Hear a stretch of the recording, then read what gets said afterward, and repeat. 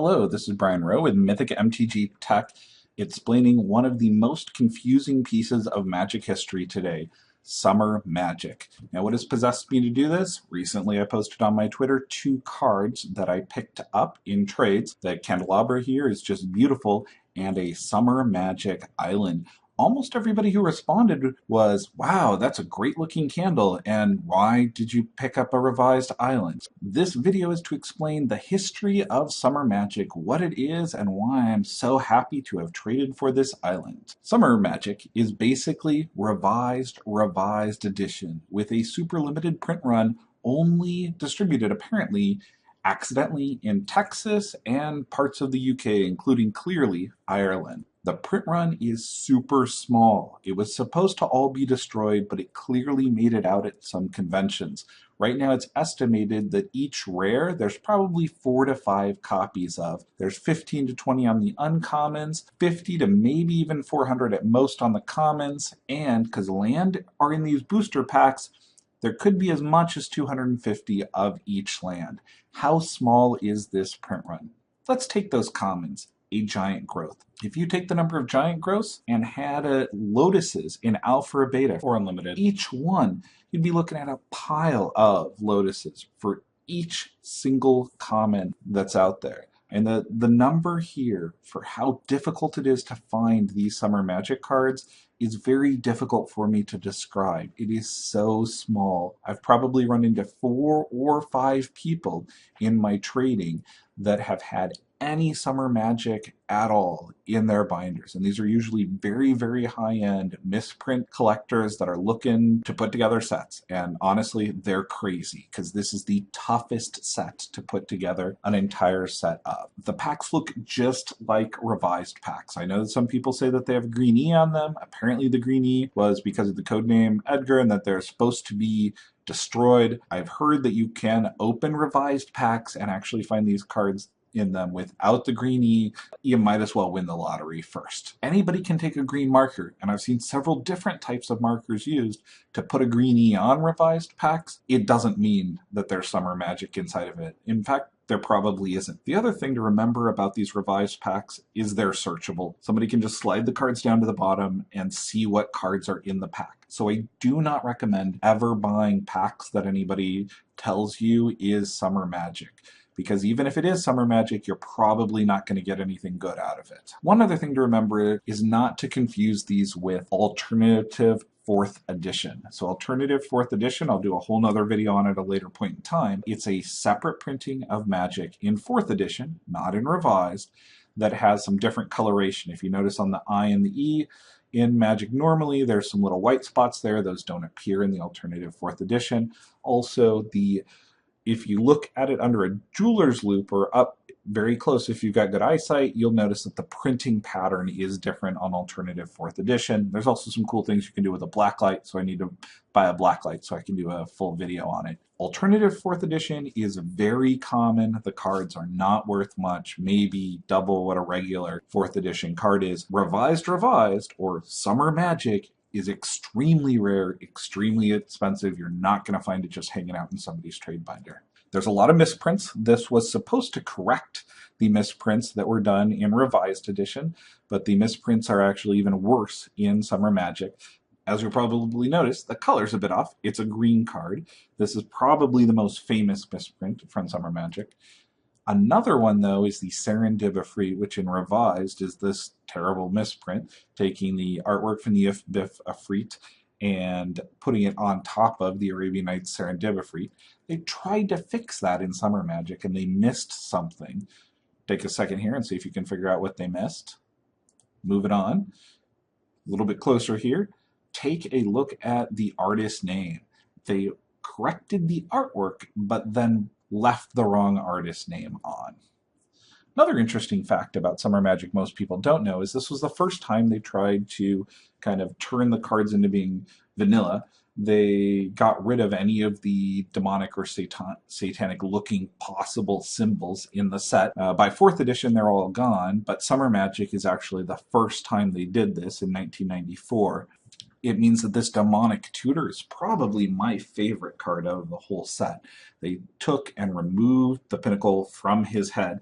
And you know, if I ever end up trading for one of these, I'm going to go to the artist and have him hand draw one on and alter the card for me. By the time you're done with this video, you will also know how to spot summer magic. I don't recommend doing it. It takes a lot of time to do, searching through cards, and you're probably never going to find any out in the wild, but if you do, you will have made a huge profit. First thing to notice is the copyright number, 1994. These are the cards that have that copyright 1994 on them, and almost all other cards do not. There is one exception that I'll get to. The second thing is the colors are darker. It especially shows up on the green cards, but it's evident in all of the cards. The green cards are almost unreadable for how dark it is. I actually really love how dark this set came out because the colors in Revised are pretty washed out. The other thing to look for, though, is the double line.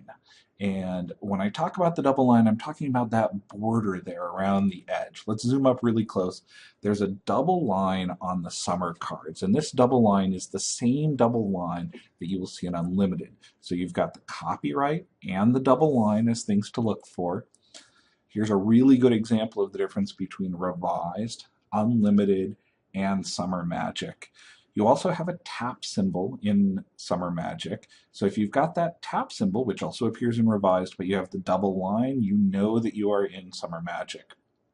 The last thing to be aware of is there's a few promo cards out there that have the copyright 1994 on a separate line. The Blue Elemental Blast is one of the two. Let's zoom in really close so that you can see it. If the copyright is on a separate line, that means it is not Summer Magic and practically worthless. Yeah, it'd be nice to have one of these in your collection if you also have a Summer Magic card so that you can tell the difference, but these were distributed in a comic book and are very easy to get. There's also a Fireball that has this same issue with the double line. Now, what are the value of these cards? It's really tough to say. I have not seen commons for less than $100 anywhere, and almost nobody has these cards. Some stores have single commons at a few $100s.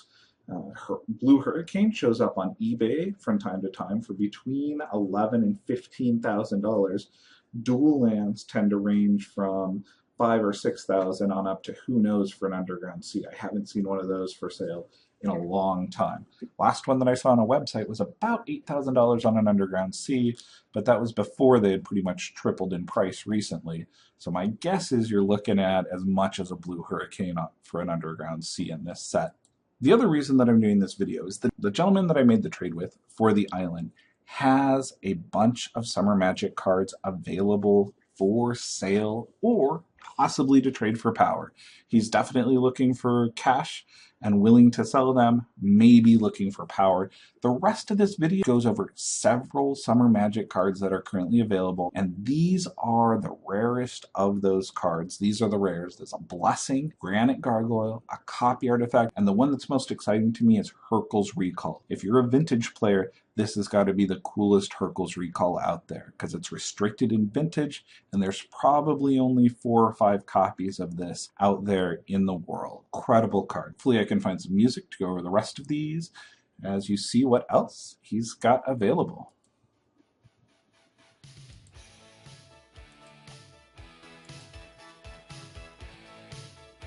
The Copy Artifact is in a really nice shape.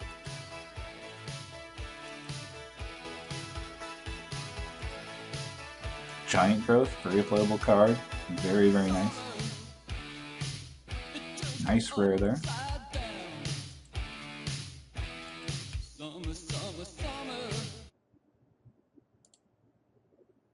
Got some basic lands here.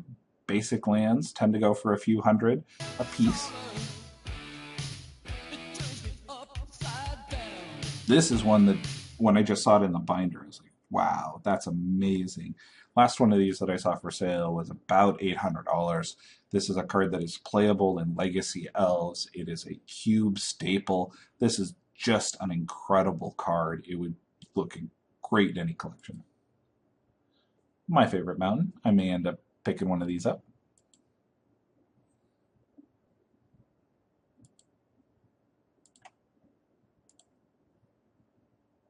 Tim. This has got to be one of the ultimate Tims to have.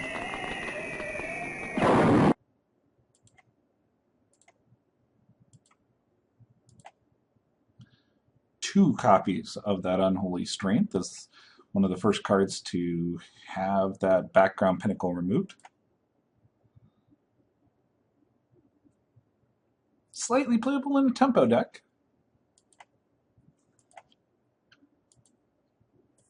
Thanks. This has been Brian Rowe with Mythic MTG Tech. I also wanted to give a big shout out to Keith, the Misprint guy, who has a wonderful video explaining Summer Magic that I grabbed some of the information from. And also to Michael, whose email is here, who was gracious enough to scan all the summer cards for me that he's currently got for sale or trade. Thanks.